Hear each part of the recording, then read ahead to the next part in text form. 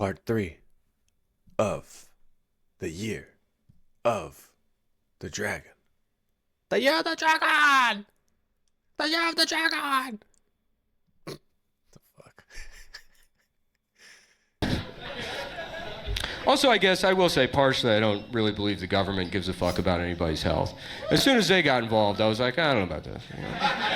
Because if they did, we would have universal health care, right? They had plenty of time to prove that to us.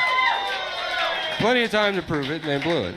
And I believe that health care is a human right? I think everybody should have it, free, easy access. But you have to be careful saying that because it makes you sound like a snob for some reason. I don't understand why. Like, you come off like a snob when you say you believe in universal health care.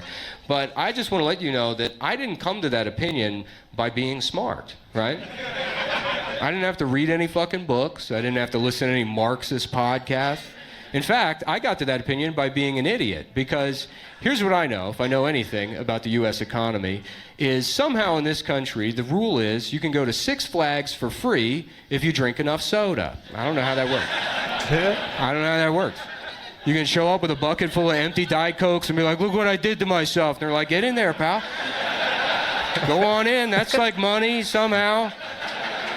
And the hospital should work the same way. You should be able to have empty KFC buckets like, I'm dying. And they're like, come on in, we'll guess your weight. We'll fucking put you on some rides. The MRI machine's basically a roller coaster.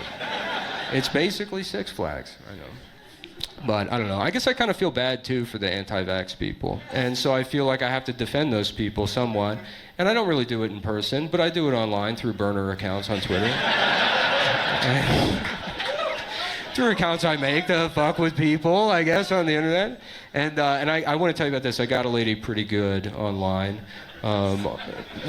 arguing about the vaccines, right? And she was a Twitter argument lady, so you can imagine what she looked like, right? You know, just the Warby Parker glasses and, you know, just kind of like, not on my watch, like that kind of attitude.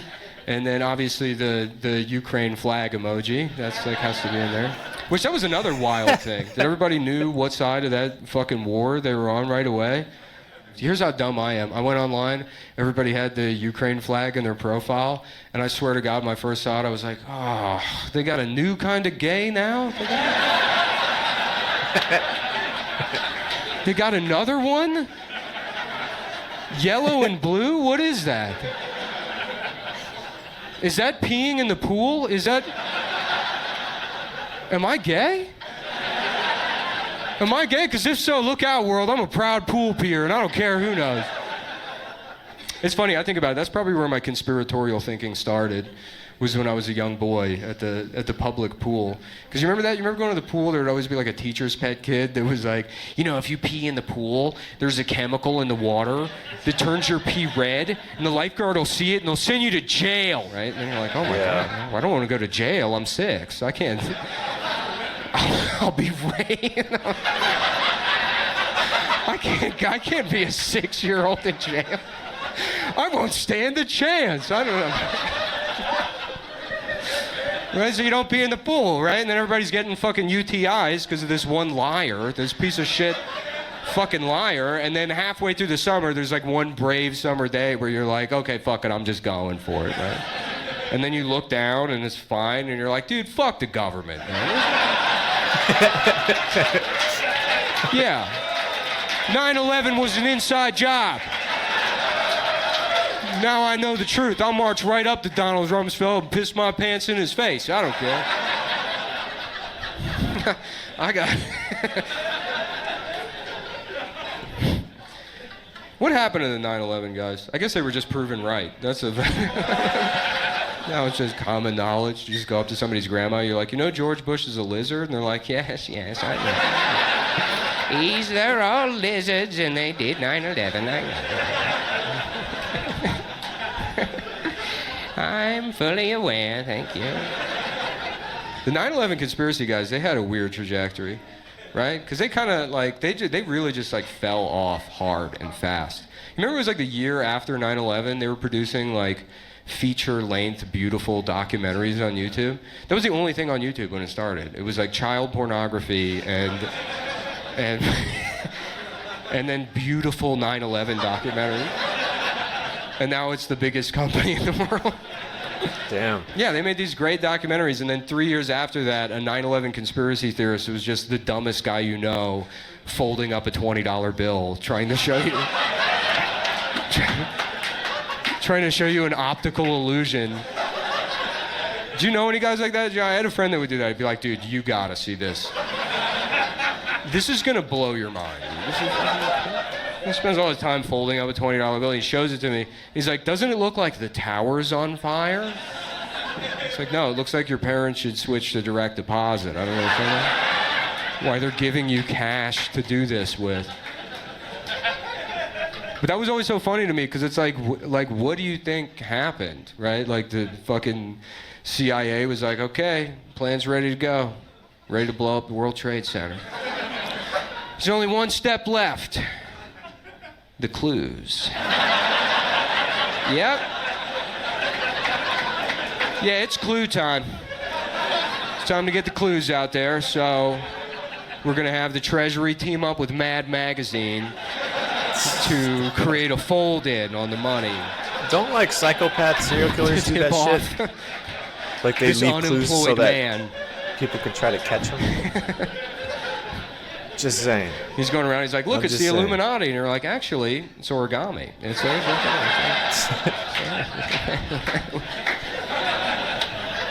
What was I talking about? Oh, right, arguing with this poor woman on the internet about the vaccines, right? So look, I'll say this, only so I don't get this taken down from YouTube. But I don't think there's a problem with the vaccines. I don't really care either way. It's just funny to argue with people. But so, I guess an easy argument to make is, if you get the vaccine and you get COVID, maybe it means it doesn't work, right? But whatever, I'm dumb, I'm stupid. And she was quick to point that out. She said, well, you just don't understand how vaccines work because they're kind of like a seatbelt. They won't prevent an accident, but if you get in one, you're going to wish you had one. And I said, oh, okay, I think I understand what you're saying. So you're saying the pandemic, much like a car accident, probably caused by a Chinese person? Is that? Is that? Because that sounds racist, ma'am. Yeah. That sounds pretty racist to me. You gotta stop Asian hate out there, which I hope you guys are doing, by the way. I hope you guys are stopping Asian hate. Because I tell you what, someone's hating Asians, and if it's you, cut it out. Just stop.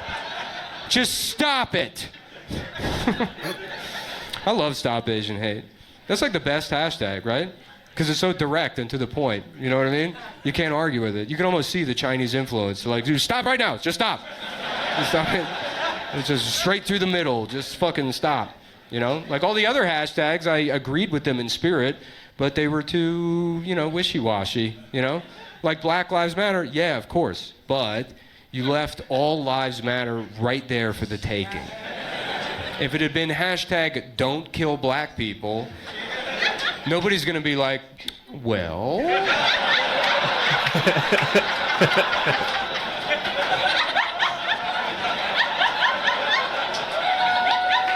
Hashtag kill black people.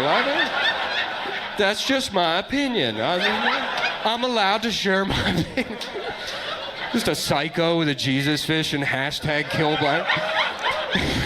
The Jesus fish. Well, that's just how I feel. I don't know. That's crazy.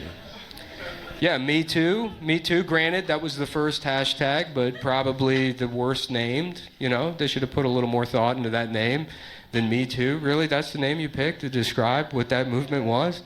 Like, imagine you're telling somebody the worst thing that's ever happened to you. And you're like, and nobody believed me, and I had to be in therapy for years. And then somebody just barges in. They're like, oh, yeah, me too. Yeah. Yeah, same, basically. Been there, done that, sister. Why is he some Boston I guy? support all that stuff, I guess. I'm trying to clean up my act. I'm trying to be a better guy. I'm starting a charity. I'll tell you guys this. I can't believe I forgot to tell you already. I'm starting a charity. I'll tell you a little bit about it. It's called Blades for AIDS. It's the name of the charity. And what we do is we buy rollerblades for guys with AIDS. And I know what you're thinking. Those guys already have rollerblades. Yes. You got me there. But as the disease progresses, you lose bone mass, you go down a shoe size, you're going to need new rollerblades, pal. That's where we come in. No, I'm just kidding. No, I'm kidding. I have been trying to be better, actually. I've been reading in general because somebody told me that reading builds empathy, which I didn't even know what that was, I guess. No, I've been reading, but, you know, because I'm in my mid-30s now, so I can't read fiction anymore because that doesn't fucking work on you. I don't care. People are like, oh, this is beautifully written. I'm like, shut up. You read a story. And they lived in love forever and ever. What the fuck are you talking about? You know? I need to find a war I can pretend I died in. That's the kind of, those are the kind of books I can read in my low T 30s. Is a fucking this war history. I'm like, yeah, that's me with the sword. So I've been reading a lot of war history, and I found this out. Apparently, they had something called the French and Indian War. Did you guys know about this? Whew. Imagine how fucking bad that smelled, folks. Oh my God! Whoa!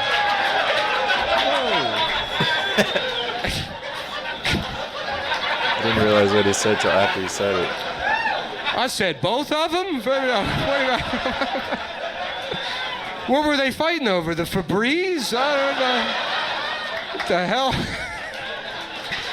I'm just kidding. I'm not racist. It's just a joke. I'm not racist. I'm not. Unlike Paul Dean, I never say the N-word. I don't say the N-word. I don't think you should. I will say this, there's one exception I make for myself that I think almost every white person makes. It's if I'm in my car by myself listening to rap music. But what can I say? I just really hate rap music. It just really gets on my nerves. I don't know. Those last three are just for me. That's pretty. No. I really do. I do try to check myself, honestly. And you know what? There's something I want to own up to that I did somewhat recently that I feel kind of bad about, but I want to confess to it. I did something misogynistic, and I'll just tell you what it was. It was a couple of years ago during the last Winter Olympics, which I was watching with my then girlfriend, and I killed her. And,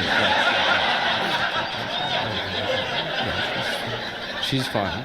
She's fine. She's both alive and well and also doesn't exist. And I made her up for that. No. We were watching the Winter Olympics, and something happened during the last Winter Olympics that is, it's like kind of the source of frustration for me with comedy, because you get into doing stand-up, if you love it as a kid, you get into doing it because it brings you so much joy. It's like it's this escape, right? But like anything in life, if you start pursuing it, eventually it just becomes technical, right? And it sucks the joy out of it. So now I'll watch the best comedians in the world, right? And what it looks like to me is Matrix code, you know? So it has to be a situation in real life that brings me joy, right? So best comedian, best joke, I just go, that's funny. Deaf guy being chased by bees, I'm like, oh my God, that's funny. Yeah. That's fucking perfect. I know exactly what he's saying. But the problem is those things happen in real life, and then it's your job as a comedian to explain it to the audience why it's funny, and I don't like doing my job, right? So, but during the last Winter Olympics, a thing like that, a very funny situation happened, and I'll tell you guys, I'll just tell you what happened. I'll tell you that, here's how they reported it. One of the cross-country skiers, his penis froze off. That's what they said. What? Right? And you guys see, you're barely laughing. You're like, go on. And I'm like, what is wrong with you? Of all the ways to lose your dick, I mean, that's fucking, it's like getting sucked into a machine at a Looney Tunes factory and then freezing off at the Winter Olympics. That's the funniest way possible. Because really, build up the image in your head. That's like a 4-hour event. It probably happened halfway through. And this dumbass with that the bullet helmet, it's like, sure, my penis feels weird, but it's the Olympics. Oh, man. I gotta tough it out. It's the Olympics. I'm doing this for Sweden. Damn. And he gets across the finish line, and it had been hours. You know, it probably worked its way up the fucking... And they're like, he thinks they're putting the medal on them, and they're like, what is that, a baby carrot? What do you have on them? What do you have under your fucking... Anyways, so we're sitting there. I'm crying, laughing at this man that lost his dick at the Olympics. That's fucked up, man. And I turn to my girlfriend and I say, well, just give him the women's gold medal, obviously. That seems to be the answer.